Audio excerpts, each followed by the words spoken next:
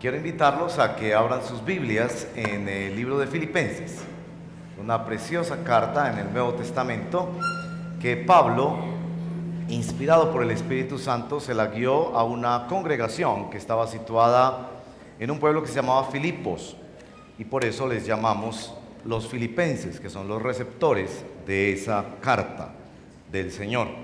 Esa carta el Señor nos la manda a nosotros hoy, y vamos a mirar un pedacito de esa carta en el capítulo 4, los versitos 10 al 20.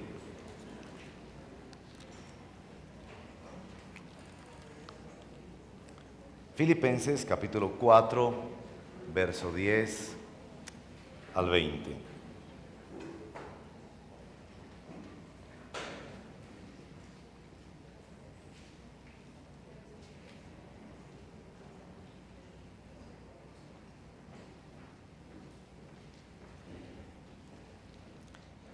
El tema del que hablaremos esta mañana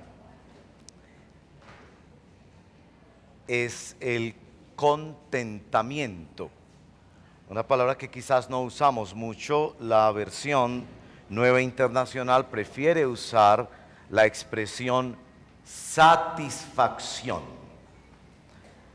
Me gusta mucho más la palabra contentamiento, estar contento, estar satisfecho.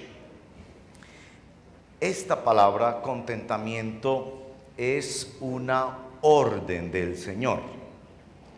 En Primera de Timoteo capítulo 6, el Señor nos ordena estar contentos. En Hebreos capítulo 13 nos dice, teniendo sustento y abrigo, estemos contentos. Y para acercarnos un poco más a la experiencia de Pablo, en 2 de Corintios capítulo 12, San Pablo cuenta de el aguijón en su carne. No sabemos si el aguijón era una enfermedad física, posiblemente era una enfermedad física. Otros creen que era una profunda tentación que le acosaba y que quebraba su voluntad permanentemente. Y él acude al Señor diciéndole, quítame esto. Otros estudiosos de la vida de Pablo creen que pudo ser una persona que le hacía la vida imposible. Y el Señor le dijo, quítame este aguijón. ¿Se acuerdan de la respuesta del Señor? Bástate mi gracia. Resulta que esa palabra bástate es la misma de la que vamos a hablar hoy. Está contento con mi gracia, aunque tengas ese aguijón. El texto que vamos a leer lo escribe San Pablo en una cárcel. Lo escribe San Pablo siendo más pobre que un ratón. Y lo escribe San Pablo estando enfermo. Leamos Filipenses capítulo 4, verso 10. Me alegro muchísimo en el Señor de que al fin hayan vuelto a interesarse por mí. Claro está que tenían interés, solo que no habían tenido la oportunidad de demostrarlo. No digo esto porque esté necesitado, pues he aprendido a estar satisfecho. Esa es nuestra palabra. He aprendido a estar contento. Ese es nuestro objetivo en la reflexión de hoy. Vamos a aprender a estar contentos.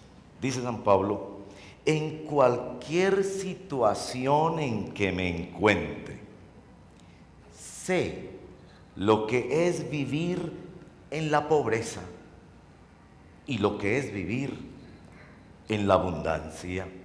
Nos repite, he aprendido a vivir en todas y cada una de las circunstancias, tanto a quedar saciado como a pasar hambre, a tener de sobra como a sufrir escasez. Y nos da este verso que es una perla de la memoria cristiana. Todo lo puedo en Cristo que me fortalece. Sin embargo, han hecho bien en participar conmigo en mi angustia.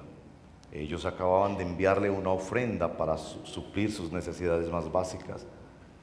Y ustedes mismos, filipenses, saben que en el principio de la obra del Evangelio, cuando salí de Macedonia, ninguna iglesia participó conmigo en mis ingresos y gastos, excepto ustedes. Incluso a Tesalónica me enviaron ayuda una y otra vez para suplir mis necesidades. No digo esto porque esté tratando de conseguir más ofrendas, sino que trato de aumentar el crédito a su cuenta. Ya he recibido todo lo que necesito y aún más. Tengo hasta de sobra ahora que he recibido de Epafrodito lo que me enviaron. Es una ofrenda fragante, un sacrificio que Dios acepta con agrado. Y aquí viene otra perla de la memoria cristiana. Así que mi Dios les proveerá de todo lo que necesiten conforme a las gloriosas riquezas que Él tiene en Cristo Jesús. A nuestro Dios y Padre sea la gloria por los siglos de los siglos. Amén. Vamos a aprender a estar contentos y para eso uno necesita orar. Entonces les ruego que cierre sus ojos. Nada malo va a pasar si cierra sus ojos. Es solo para orar un momento. Señor, te damos gracias por la oportunidad de estar juntos, de leer un texto inspirado para el cual tú usaste un hombre encarcelado, enfermo y en pobreza, para decirnos: he aprendido a contentarme, a estar satisfecho cualquiera sea mi situación. Sé vivir en pobreza y sé vivir en riqueza, porque todo lo puedo en Cristo que me fortalece. Señor, ¿cuánto necesitamos eso? La verdad, nosotros aquí no sabemos ni vivir en pobreza ni vivir en riqueza. Cuando estamos en pobreza, idolatramos las riquezas, y cuando estamos en riquezas, idolatramos las riquezas. Ten misericordia de nosotros, Espíritu Santo. Ayúdanos, por favor, en el nombre de Jesús. Amén. No sé si ustedes escucharon la historia. Uno de esos inversionistas de Wall Street, de ese lugar del mundo donde se maneja más dinero, en esa crisis accionaria que hubo recientemente, no recuerdo exactamente las cifras, pero más o menos eran así. El tipo tenía una fortuna acumulada a través de su trabajo en la bolsa de 5.000 millones de dólares. ¿Usted se puede imaginar esa cifra? 5.000 millones de dólares. Con la quiebra, su fortuna se redujo a 2.000 millones de dólares y el tipo se suicidó. No pudo soportar pasar de 5.000 millones de dólares a 2.000 millones de dólares. Yo no tengo ni 2.000 pesos. Y yo estaría bastante contento con esos 2.000 pesos. Y este señor responde a la realidad del alma contemporánea. Quiero más. Ese es el alma contemporánea. Quiero más belleza, más placer, más dinero, más sexo, más fama, más lujo. Y la Sagrada Escritura nos sale al encuentro con un tipo pobre, enfermo y en la cárcel, que sacude a la humanidad diciéndonos, yo estoy satisfecho. Eso nos lleva a ponernos de rodillas ante Dios y decirle, Señor, explíqueme eso. ¿Cómo es eso posible? ¿Cómo es posible estar contento en la escasez y aún contento en la abundancia? Porque ese contento, esa satisfacción no viene de afuera, viene de algo adentro, como veremos. Bueno, tengo que hacerles una aclaración. Cuando el cristianismo habla de contentamiento, y por favor registren esto porque es muy importante. Cuando el cristianismo habla de contentamiento, no nos está hablando de resignación. Si hay una filosofía de vida, una forma de entender la existencia humana que es profundamente revolucionaria, es el cristianismo. La misma Escritura nos dice, no se conformen a este mundo. El mandato creacional registrado en el capítulo 1 de Génesis, que es muy importante para nuestra comprensión de la fe, nos ordena que señoreemos y juzguemos la tierra en nombre de Dios. Es decir, ahí está la orden de hacer ciencia, de hacer arte, de hacer investigación, de controlar los medios naturales y conocerlos a tal punto que los explotemos al máximo. Es decir, el cristianismo no propone la resignación. El cristianismo no es para uno quedarse de manos cruzados y decir, es que yo soy así. El Espíritu Santo no te permite eso. A los que le dicen al Señor, ay Señor, es que yo soy así, el Espíritu Santo con su celo los sacude y les dice, tú podrás ser así, pero yo no soy así, y yo te estoy haciendo a ti como yo soy, dice el Señor. Yo estoy formando en tu corazón un seguidor de Jesús que sea como Jesús. Así que el cristianismo, cuando habla de contentamiento, no habla de resignación. Segunda aclaración. ¿No les parece que la sociedad en la que vivimos vive una epidemia de descontento? ¿No les parece que uno prende la televisión y las propagandas justamente se basan en ese paradigma? Si no tienes esto, no podrás ser feliz. Si no te vistes así, si no comes así, si no viajas así, si no tienes esto, si tu cuerpo no es así, entonces no podrás ser feliz. De tal suerte que nuestro corazón se va llenando de insatisfacción y ya vemos la casa fea, ya vemos el carro feo, ya vemos a la esposa fea, ya vemos al esposo feo, ya nos vemos la dentadura fea, ya nos vemos el pelo feo, porque la intención de los medios de comunicación es sembrar el descontento. No estarás bien hasta que no consigas este juguete electrónico. Claro, ellos saben para dónde van, porque una vez tú tienes ese juguete electrónico, la semana siguiente ellos van a sacar otro y van a decir, tienes el 4, pero todavía no tienes el 5. ¿No les parece que esta sociedad sobresale quizás en toda la historia por ser una cultura del descontento? Y tercera aclaración, ¿no les parece? Y esto es radical, ¿no les parece que entre más uno tiene, más descontento está? ¿No les parece? Si quiere ver gente que se queja, vaya a los ricos.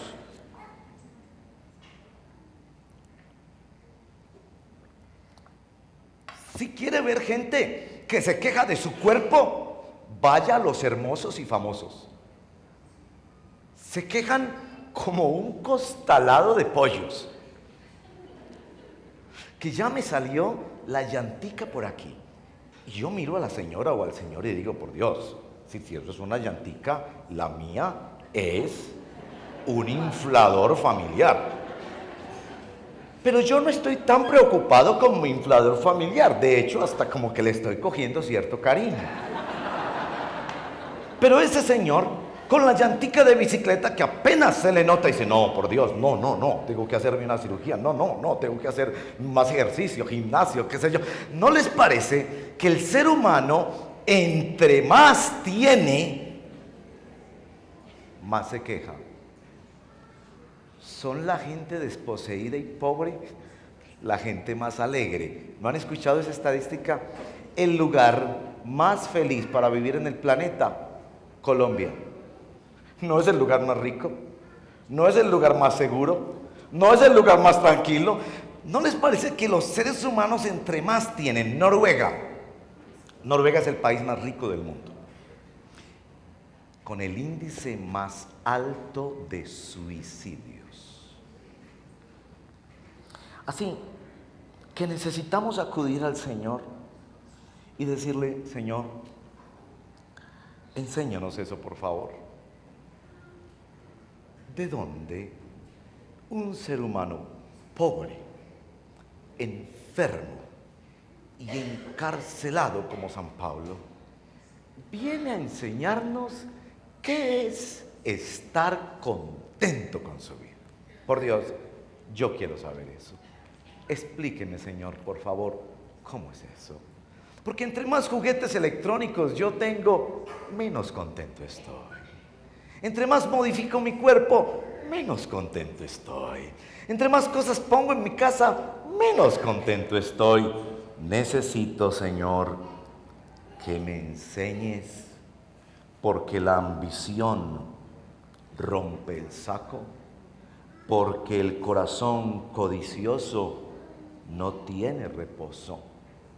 Porque como dice otro proverbio, bienaventurado el que desea lo que tiene.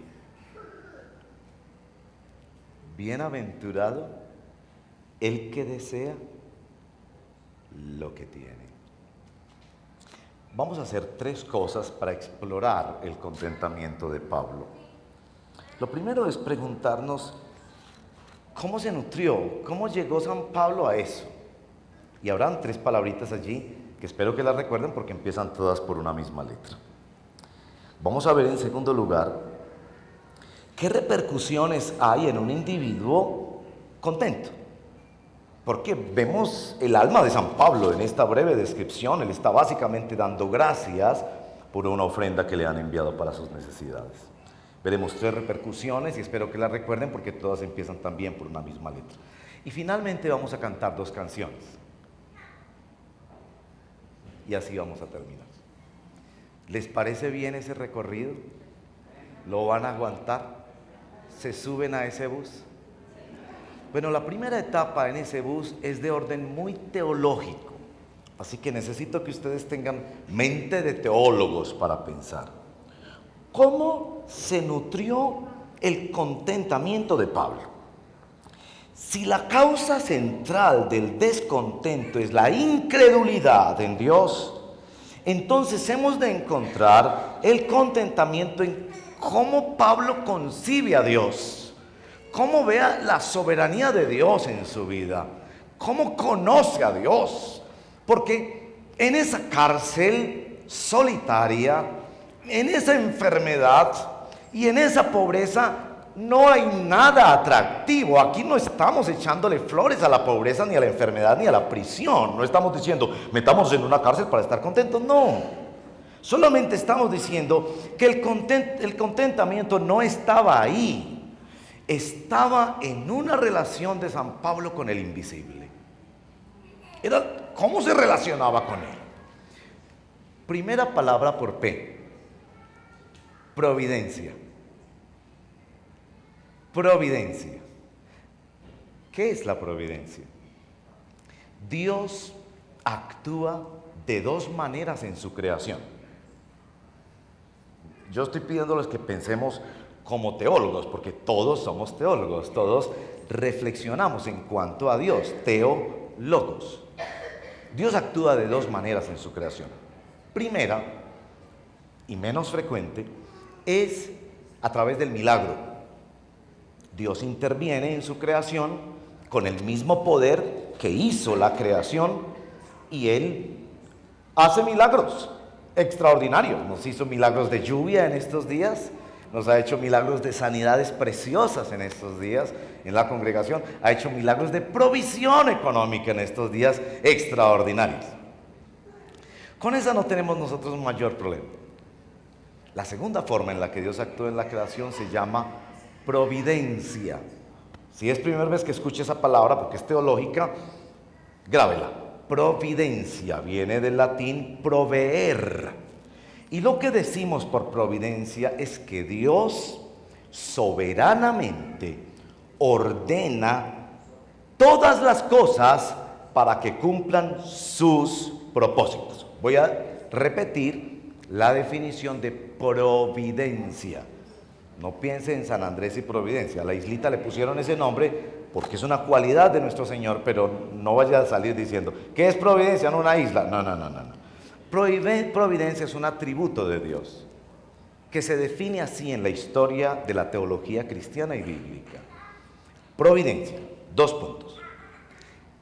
Que Dios soberanamente ordena todas las cosas, no algunas cosas, todas las cosas para que cumplan sus propósitos.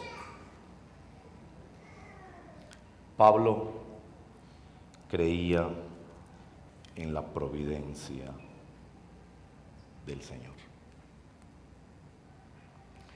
En esa cárcel, nos dicen los estudiosos de la biografía de Pablo, estaba orando por meses que alguien le enviara una ofrenda. ¿Usted sabe qué es eso? ¿Usted sabe qué es eso? Usted estar en una cárcel sin wifi, porque con wifi pues usted manda el mensaje, sin wifi, para su información en ese tiempo no había wifi.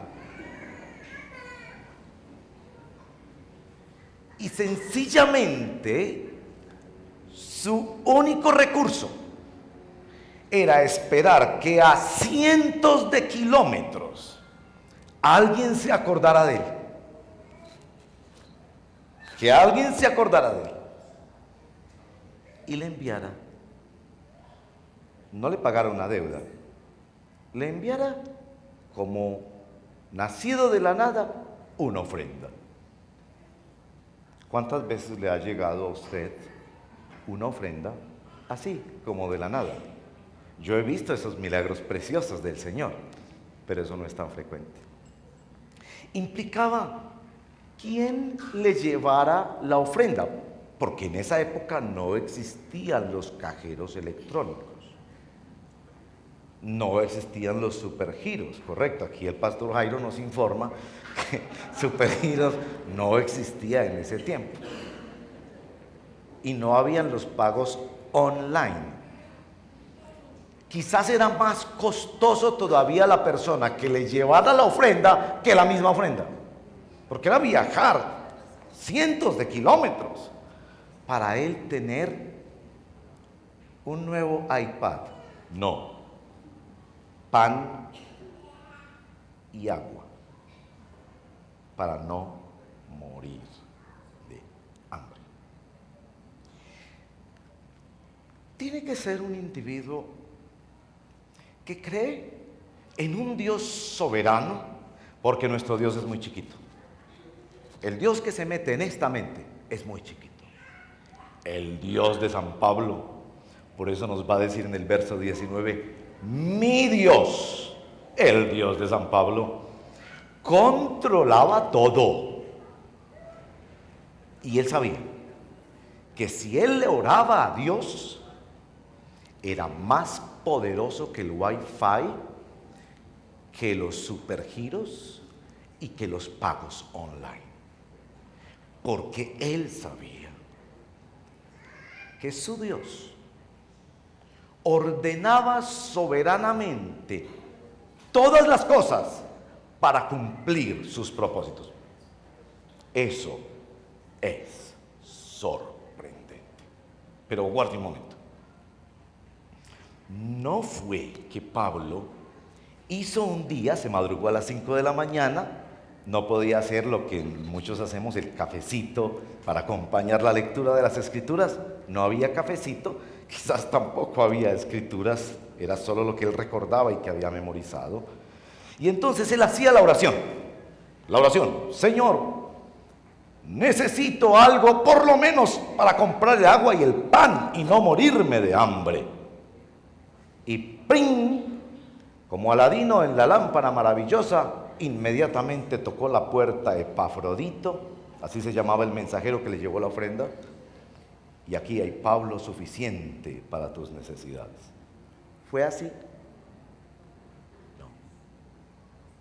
Él tuvo que orar una vez,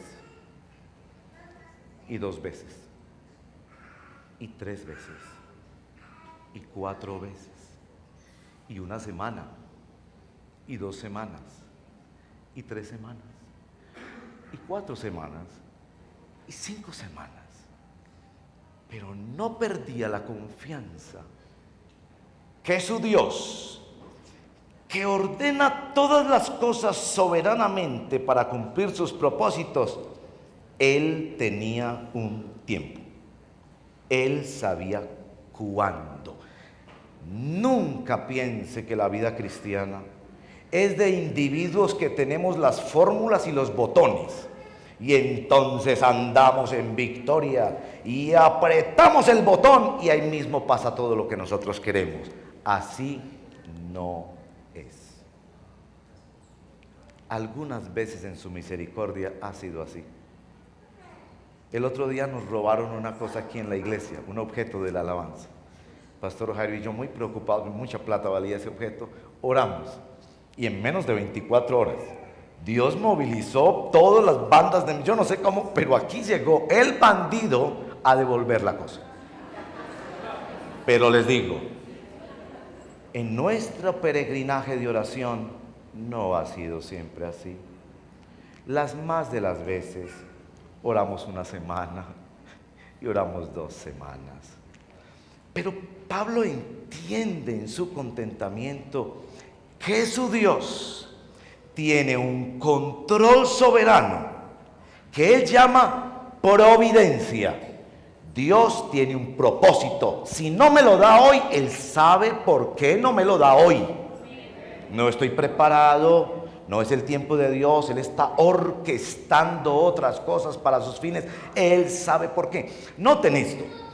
El hombre contento en el Señor es un hombre que somete su voluntad a esa palabra maravillosa que espero que jamás se les olvide: providencia.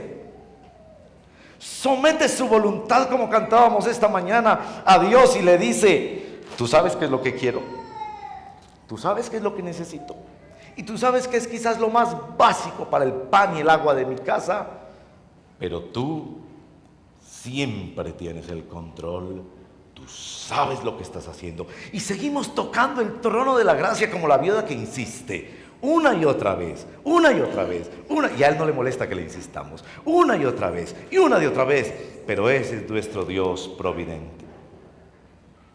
Segunda cosa que Pablo comprende de su Dios. Noten el verso 13, que si usted todavía no se lo ha memorizado, pues memoríceselo. Hay unos versos de la Biblia que son un deber memorizarse, por favor. Todo lo puedo en Cristo. ¿Qué cosa tan extraordinaria? Todo lo puedo en Cristo que me fortalece. Pero escuche bien, ¿quién define el todo? Ese todo, ¿quién lo define? ¿Lo define Pablo? Y Pablo dice: todo, a ver, ¿qué es lo que yo quiero? Volar. Señor, como todo lo puedo en Cristo, voy a volar. No. Ese todo, escuche bien, lo define la providencia de Dios.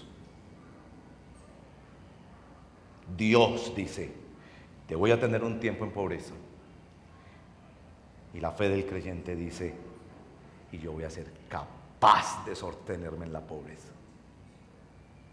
Ese Dios providente dice, te voy a poner en un tiempo de riqueza. Y la fe del creyente dice, y esa riqueza no me va a contaminar, y esa riqueza no se va a volver un ídolo, y yo voy a coger la riqueza y la voy a poner a los pies de Cristo, porque todo lo puedo. Esto es lo que descubre la fe del contento. Dios es providente y Dios es poderoso. Tan poderoso que nuestro texto nos dice que no es solo poderoso para habilitarnos ante cada situación, sino que ese fortalecimiento, el texto indica, viene hacia adentro de nosotros. Viene hacia adentro de nosotros. Conoce el poder de Dios. Escuche bien esto. No el creyente que parece que hace todo lo que quiere y que le da a uno la impresión de que oran y ya, y la gente cae y los milagros pasan. Conoce el poder el creyente que tiene un control del Espíritu de Dios por dentro. Me fortalece. Los milagros más grandes, créame por favor, los milagros más grandes que Dios hace, los hace adentro en el corazón. Yo le pido al Señor por todos ustedes que Dios me les dé trabajo, que Dios me los ayude, que proteja a sus hijos. Oramos tanto por los muchachos, que Dios los ayude en sus matrimonios, que sean felices, que Dios bendiga sus empresas para que tengan más para dar, más para el reino de Dios y bendición de toda la humanidad. Pero los milagros más importantes que yo le pido a Dios por ustedes, que Dios revele a Jesús, que taladre a Jesús, que forme a Jesús en su corazón, que ese fortalecimiento venga hacia adentro. Entonces Pablo cree en un Dios providente que controla todo y que tiene poder para todo, tanto para librar del problema como para librar en el problema. ¿Sabía que esas dos formas de libertad cristiana? A veces Dios te da el poder para librarte del problema, y ese jefe lo trasladaron, ese vecino se mudó, esa enfermedad desapareció, pero Dios también te da poder para ser libre en Cristo, aún en medio de la tormenta. Paz en medio de la tormenta. La fe del contento también tiene esta convicción. Escuchen muy bien. Dios no solo es providente, no solo tiene poder, sino que Dios tiene un plan. El contento ve el futuro. Ve el futuro. Y cuando Pablo oraba por la mañana que alguien le enviara la ofrendita, noten que empieza el texto diciendo, me alegro muchísimo en el Señor de que al fin me hayan enviado la ofrendita. Él oraba en la mañana y esperaba ver si la mano de Dios se movía, y no se movía. Y su fe en el Dios que tiene un plan en la historia le decía, entonces es porque Él tiene algo mejor. Está preparando algo mejor para mí. Como la señorita que se entusiasma con ese muchacho, ¿no? Con el que mide 4 metros, tiene ojos azules, hombros anchos, habla 4 idiomas y huele rico. Y se entusiasmó con el muchacho. Pero el muchacho resulta que escoge a otra y entra en aquella depresión adolescente. Me voy a morir. La fe de esa muchacha, si es creyente y si tiene contentamiento en un Dios providente, poderoso y que tiene un plan, esta es su fe. Él me tiene alguien mejor. Ese de 4 metros, de ojos azules, hombros anchos y que huele rico, no sabe lo que se perdió. Porque mi Dios tiene algo mejor. El verso 19, que por favor memorícelo, Memoricen las sagradas escrituras. Muchas veces ese es el único recurso que tenemos en tiempos de depresión, de gran tentación o de gran tribulación. Es la escritura que ya hemos memorizado, porque a veces en esos tiempos no tenemos ganas de nada. Y el único recurso es esa palabra que ya habita con riqueza en nuestros corazones. Memoricen el verso 19. Mi Dios, dice Pablo, Dios providente, Dios poderoso, Dios que tiene un plan, mi Dios suplirá algunas cosas. Todo lo que a ustedes les falta, conforme a lo que ustedes quieren. No, Señor, el cristianismo no es basado en lo que tú deseas, sino en el plan de Él, y conforme a las riquezas gloriosas de Cristo Jesús, que es el centro mismo del plan de Dios. En Él están reunidas todas las cosas. Él es el evangelio. Él satisfizo la justicia de Dios. Él murió por mis pecados. Él es mi hermano mayor. Él dio su vida por mí. Él habita en mi corazón. Él es mi Dios.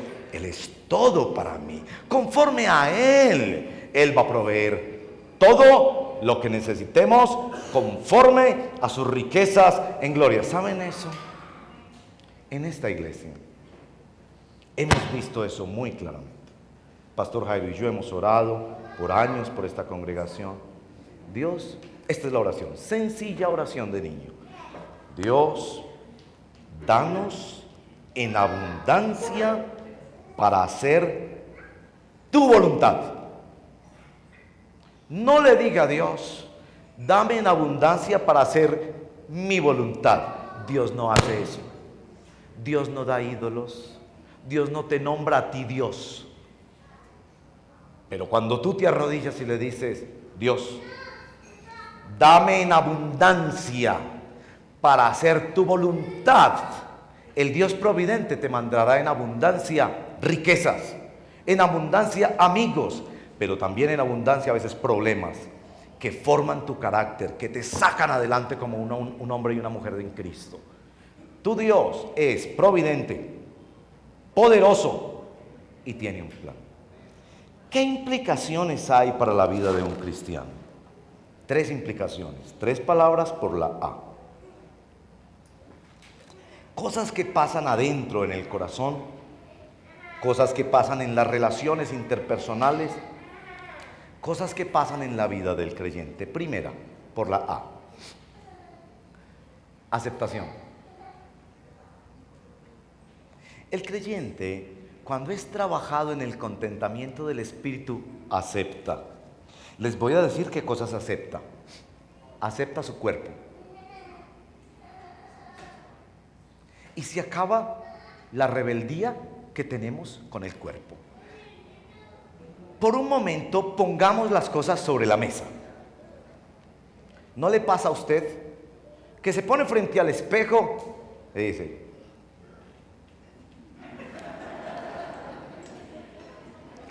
si la nariz fuera más chiquita, si yo fuera más altico? Ahora, ¿no es así también si yo hubiera nacido en otra familia? Si hubiera tenido otro papá, si hubiera tenido otra mamá, si hubiera nacido en otro país. El creyente, que sabe que su Dios es providente, poderoso y tiene un plan, acepta su realidad. Se reconcilia en primer lugar consigo mismo. Esto es. Y voy a llevar esto a los pies de Cristo para la gloria de Dios. Con los problemas que tiene este cuerpo, con las dificultades que tiene esta familia, con las realidades que tiene este país, esto es lo que Él me dio. Porque el creyente no cree en el evolucionismo. Él no cree que sencillamente le tocó. Aguánteselo porque le tocó. No, el creyente dice, mi Dios tiene un plan. Por algo Él me hizo así chiquito. Por algo Él me hizo así narizoncito. Por algo me puso a nacer en esa familia. Él tiene, no justifica todas las cosas oscuras que hayan ocurrido en tu familia para nada, porque Dios no es el creador del mal, pero nos dice que tu Dios tiene un propósito, acepta quién eres. Eso fue lo que Dios te hizo en Cristo, y Dios quiere manifestar su poder a través de ti. Y San Pablo aceptaba estar en una cárcel. ¿Saben eso? El ministerio de escritor de Pablo ocurrió por la cárcel. No hubiera estado San Pablo repetidamente en la cárcel, no tendríamos la iluminación cósmica de este escritor del Nuevo Testamento. Dios lo puso a sufrir en un calabozo y él dijo: ¿qué hago para predicar el evangelio? La única cosa que puedo hacer es empezar a escribir. Y empezó a mandar cartas que por el Espíritu Santo se constituyeron en nuestro Nuevo Testamento, una gran parte del Nuevo Testamento. Entonces tú le dices a esa situación de encarcelamiento: ay, esto no es de Dios, ay, yo no voy a estar en esto.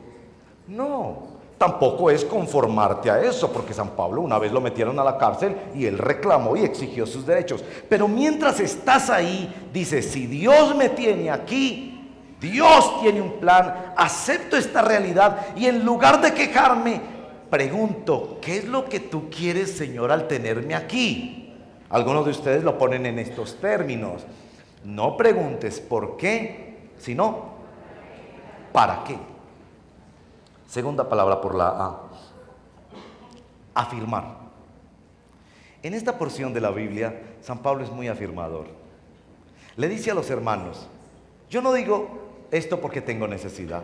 No es que estoy buscando que me den más ofrendas, pero evidentemente ustedes han sido una obra de Dios para mi vida. San Pablo reconoce la obra de Dios en las personas y en las circunstancias a su alrededor. Se reconcilia con su pasado y con su presente, pero entiende que allí está Dios moviendo cosas con su poder y actuando. Tercera palabra por la A: anticipar. Anticipa el cumplimiento del plan de Dios. Esa es nuestra fe. Dios es providente, Él tiene el control. Dios es poderoso, Él nos puede fortalecer y hacer cosas extraordinarias. Dios tiene un plan y Él sabe para dónde va. Aún usará al malo, dice las Sagradas Escrituras. Mi Dios me genera esa sensación de qué es lo que tú, Señor, quieres hacer en medio de esta situación tan difícil. ¿Cómo estás iluminando a la humanidad a través de eso?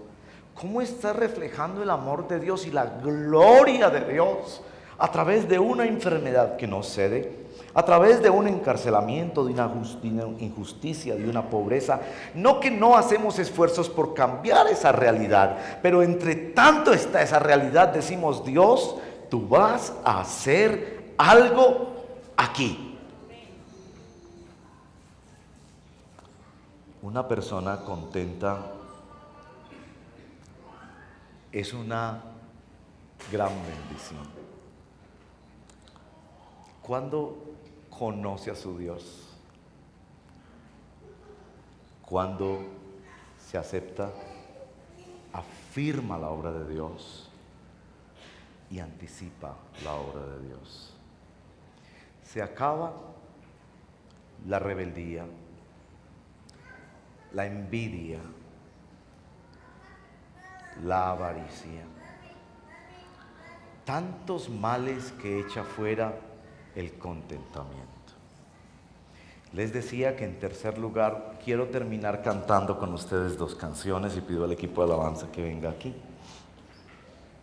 Si decimos que el descontento surge de la incredulidad y que el contentamiento en oposición a ello surge de una fe sencilla y profunda en quién es Dios y qué hace Dios, entonces debemos recordar que Pablo, precisamente cuando empezó esta iglesia de los filipenses 10 años atrás, lo cogieron preso, porque él pasó muchas veces preso. Y en medio del calabozo, a medianoche, en lugar de quejarse, en lugar de quejabanza, como dicen algunos, surgía de su corazón himnos al Señor. Y el lugar donde estaban tembló. Me da la impresión que el corazón que está contento porque conoce a su Dios y sabe que no está desamparado, sino que Dios tiene un propósito, es un corazón que empieza a explorar en su alma esa profunda necesidad de adorar a Dios. Es cierto que adoramos a Dios en todas las formas de nuestra existencia, pero es que lo estético de alguna manera sí toca nuestro corazón. Es como un bálsamo para nuestro corazón y nuestro espíritu.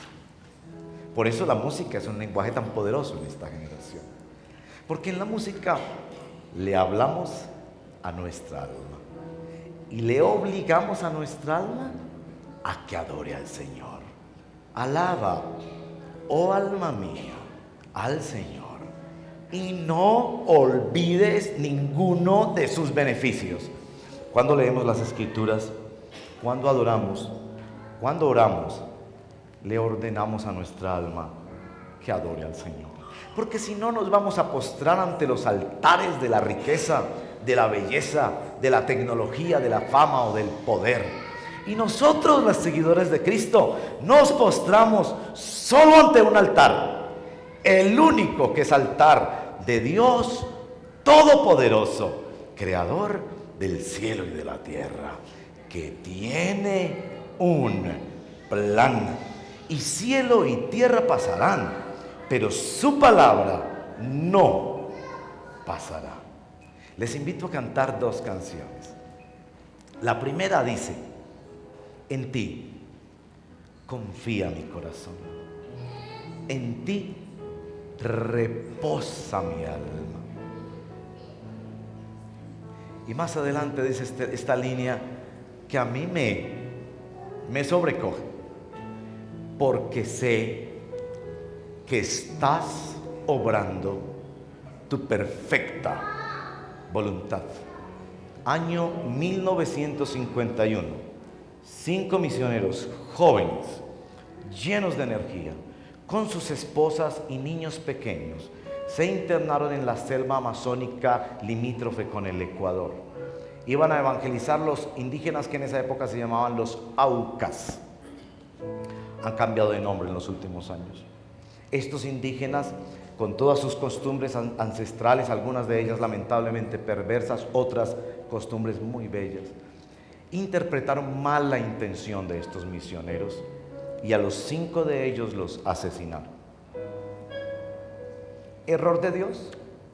¿Se durmió Dios aquel día? ¿Dejó de ser el Dios que tiene señalada la vida de las personas cuando nacen y cuando mueren? No. Dios permitió que esos 5 hombres santos de Dios, Jim Elliot, Nathanael Saint, entre ellos, fueran asesinados. ¿Significa que no eran culpables estos hombres que los asesinaron? Claro que eran culpables. Ese es el misterio que no comprendemos totalmente de la voluntad de Dios. Pero eso ocurrió bajo la providencia de Dios. Sus esposas regresaron a los Estados Unidos. 2 de ellas regresaron años después a evangelizar a los Aucas. Fundaron iglesias entre ellos. Yo he estado ahí. Hoy en día hay un movimiento de misioneros indígenas llevando el amor de Dios y cambiando esas costumbres perversas que ellos tenían. Pero eso no fue lo más grande. Se sabe que la respuesta de la iglesia en el mundo, en lugar de ponerse a lamentar, uy, ¿dónde estaba Dios? ¿Dónde estaba Dios? Fue, ¿qué quiere hacer Dios? Literalmente miles y miles y miles de jóvenes en el mundo se pusieron en la primera fila y dijeron: si estos estaban dispuestos a vivir y a morir por sus ideales del evangelio, por una cosa que era más grande que ellos mismos, por llevarle el amor de Dios a otras personas, yo también iré. Y la historia del movimiento misionero recuerda eso. Miles y miles de jóvenes norteamericanos salieron al campo misionero cuando supieron esa historia tan triste de los 5 hombres que fueron asesinados por los Aucas. Dios había previsto en su santa providencia algo muy triste para nosotros y para esas familias. Pero Dios sabía lo que iba a hacer, porque nuestro Dios es soberano y Él tiene control sobre todo. La segunda canción que cantaremos tiene esta línea: aunque la duda me atormente, yo no confío con la mente, lo hago con el corazón y esperaré en la tormenta. Aunque tardare tu respuesta, yo confiaré ¿en qué? En tu providencia. Tú siempre tienes el control.